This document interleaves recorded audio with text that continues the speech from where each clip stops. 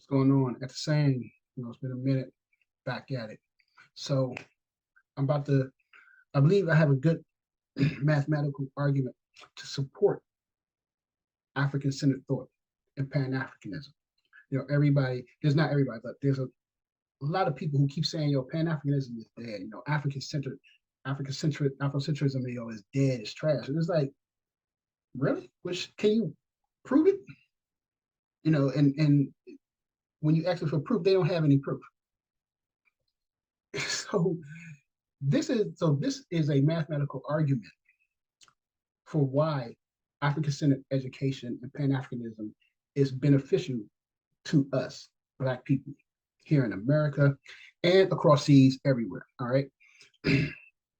So let me go to, I'm going to read you the theorem. Now, this comes from complex analysis. You could open up any complex analysis book and you should come across Cauchy integration, is what it's called.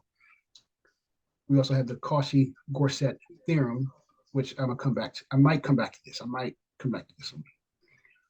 go down, and we have, and you have. It should be. Let me see. It's right here. Deformation of a path. Now they call it deformation of paths. And other books you'll see it's called deformation of contours. So it says it is useful to think of path independence as a process of path deformation. That is, we can imagine continuously deforming gamma 1 and into gamma 2 while keeping the endpoints fixed. If f is differentiable in the region and we don't have to cross any points where f is not differentiable, when deforming gamma 1 into gamma 2, then the integral of gamma 1 f of z dz equals the integral of gamma 2 f of z dz. And then he shows you right here. This is gamma 1, this is gamma 2. Let's go down to the definition, the theorem, which is right here. Okay, and this theorem, it says, the theorems, this basically says what it kind of said, what it said up top. The theorem is right here, and it says, let gamma 1 and gamma 2 be two closed, simple, positively orientated contours in C. C is the complex plane. If a mapping F is differentiable everywhere on the region on and in between the contours gamma 1 and gamma 2, then it gives you the equation right here. The curve integral of gamma 1 f of z dz equals the curve integral across over the curve of gamma 2 f of z dz. Okay,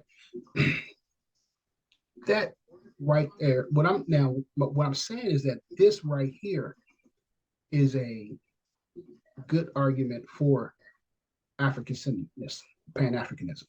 Okay. How can I say it? Because I'm an Amos Wilsonist. Amos Wilson was, he was good at reading the psychology texts, like by David Shapiro or A.R. Lurie, and translating it into how it is beneficial for Black people. And I remember those texts. I bought those books. The one like A.R. Lurie. I remember reading that. Books that he would suggest. I would just go buy them, get them. So let me show you what they are talking about. All right, here's our X and Y plane. No, I mean your complex, real and imaginary lines in the domain. Okay, it's in a plane. And here we go. This would be gamma 1 and gamma 2. Right here. Sorry. Gamma 1, and this is gamma 2. All right.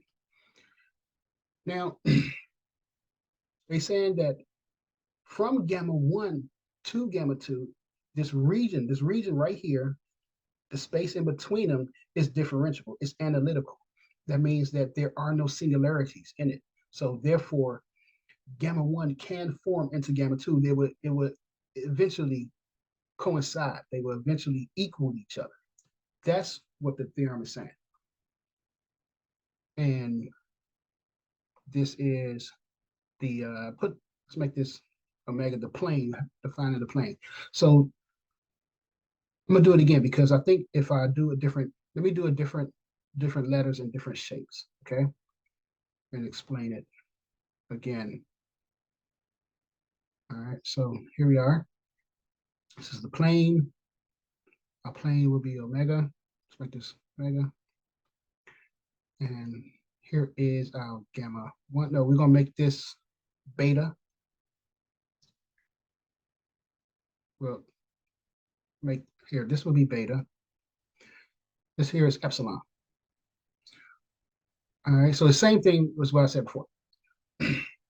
As long as we have a closed circle, closed loop, and as long as anything from between the closed loop to the triangle, everything is differentiable, everything is analytical, there are no singularities, then beta will deform into the triangle. It will become the triangle. Okay, so I know y'all, some of y'all probably already know where I'm going with this. You're gonna see this because this came to me when I was watching Baba Baruti. Watching Baba Baruti, he was doing an interview on "We Have Become Them," and it was very good. And I was just sitting there, and I was like, it sounds like deformation of a contour. And sure enough, basically, it is a deformation of a contour in the everything he was describing. And so with Omega, what we have, this is what? Western culture. The plane would be Western culture because we live in a Western society. We live in Western culture. Beta is Black people. That's the curve. Okay. The triangle would be Europeans. And so through over the centuries, throughout the decades, we have deformed ourselves into them. That's what Barbara Baruti was saying. We have deformed ourselves to be like white Americans. We accepted their morals, their values, their philosophy and ideologies, even the religions. We have become them. Our morals and our ethics are the same as white Americans. That's what Baba Rudy was saying. Now, the theorem said as long as everything is differentiable, meaning, like I said, no singularities. But what if we had singularities? And that's what I'm arguing. The singularities, if you had the singularities on in the plane, then you cannot deform. Beta would not deform to epsilon. So what I'm saying is that Pan-Africanism is the singularity. Afrocentrism is the singularity.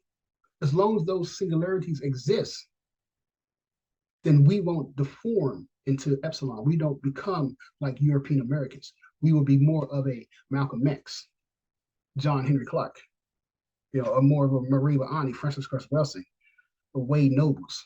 That's what become more like instead of someone like Yvette Carnell or Jonathan Meckworth or Thomas Sowell. That's what this theorem is saying, and what I'm seeing. That's how I'm translating it for us, for Black people. That's what I'm saying. I believe that's the mathematical support for an African-centered education. This is why African-centered education is not implemented in the schools, in the districts, especially when it's all Black kids. They don't teach that because it is a singularity. It causes problems in Western culture. And someone like Yvette Carnell and Thomas Sowell, they don't want to cause problems. They just want to have a seat at the table of white supremacy.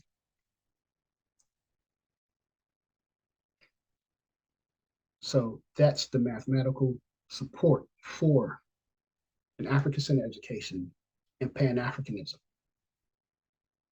It keeps us from becoming them. One of my favorite quotes by Angus Wilson is when he said, "We are following a group of people to death.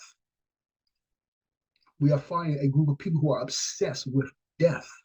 Everything they do leads towards death. And we are just following them, doing exactly what they do, approaching it the same way they approach it."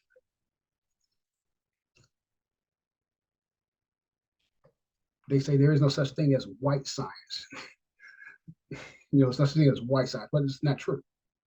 Marie Ba'ani talked about it. I'm gonna do a video on that too. That's where I need to do a video on that. But yeah, that's my argument. That's my argument. That's my mathematical argument to support for Afrocentrism and Pan-Africanism, because over the centuries, over the decades, we have become them. So how do we stop trying to be like white Americans, trying to be so Eurocentric? Is you have to introduce African-centered thought to the children, and that stops the deformation of the contour. That's what the definition says. So that's my argument for Pan-Africanism, for African-centered education and African-centered thought. And the math is there. All right, so that's it. That's all I wanted. That's what I wanted to do. I guess next one I want to do. I believe I was watching Tony Browder, and I was watching a couple of pictures from Kim, and they showing the pyramids and stuff like that. And I believe I saw the square root of -1, and I think I could prove that they that they knew the square root of -1. I mean, we know that they knew it, the math that they knew, that our ancestors knew, goes far, far beyond what we've been taught. They knew what we call calculus, differential equations, even what we call partial differential equations. So yeah, I think I could prove that they knew what we call negative numbers and imaginary numbers. But I gotta do the math. I'm gonna do some more. I gotta do the math on that, and then post a video. I should just write a paper. Stop being lazy. I'm out.